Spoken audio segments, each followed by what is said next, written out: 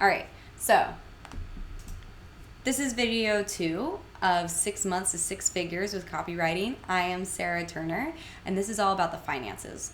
So for me, this was a mindset shift. This was going from the idea of having a company pay my salary to having multiple clients, pay my salary. And as a freelancer, you can have anywhere from 5 to 25 clients making up your income.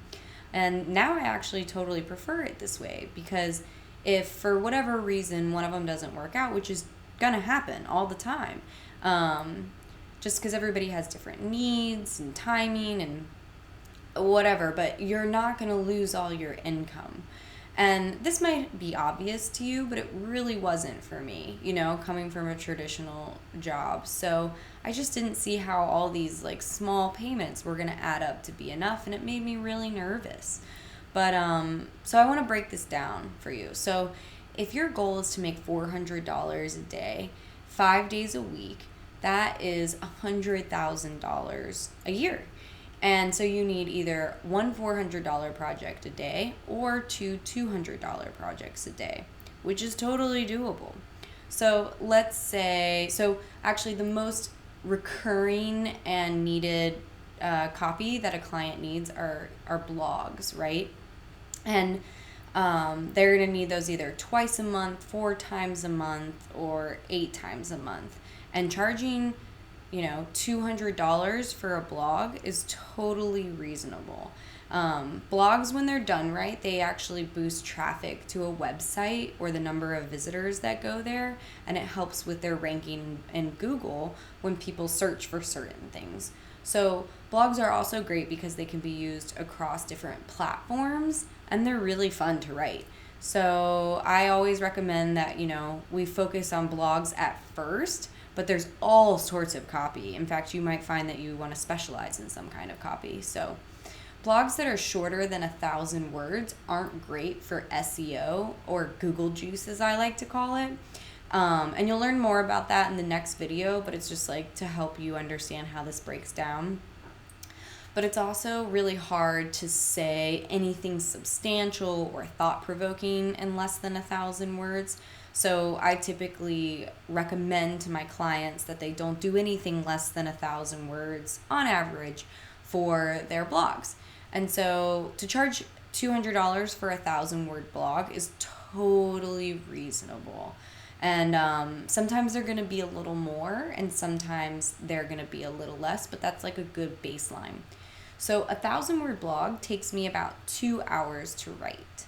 And I give myself plenty of extra time for editing, to let myself sleep on it, things like that. But charging $200 for a 1,000-word blog for 2 hours of work is pretty good.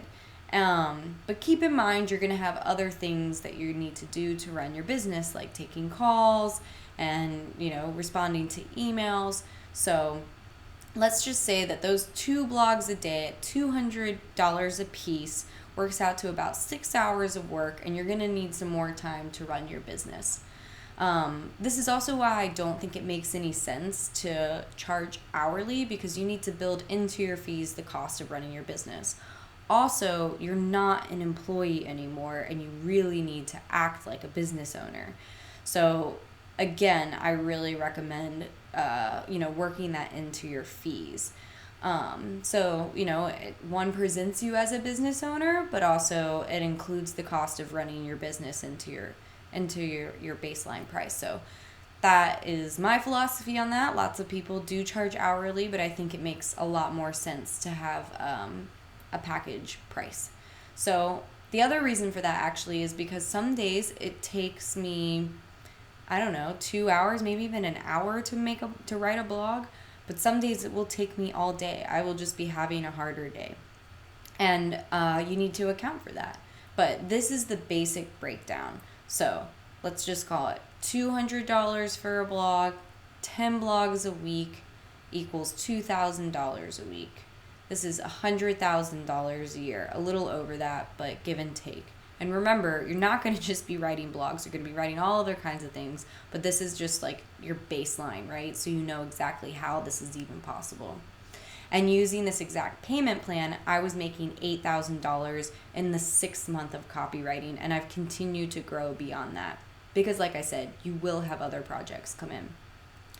So keep in mind, you can also specialize in different types of copy. So you might eventually go outside of blogs and decide that's not what you want to specialize in. Other projects and types of copy that are out there include sales pages, white papers, website copy, ad copy, ebooks and opt-ins, emails, and more.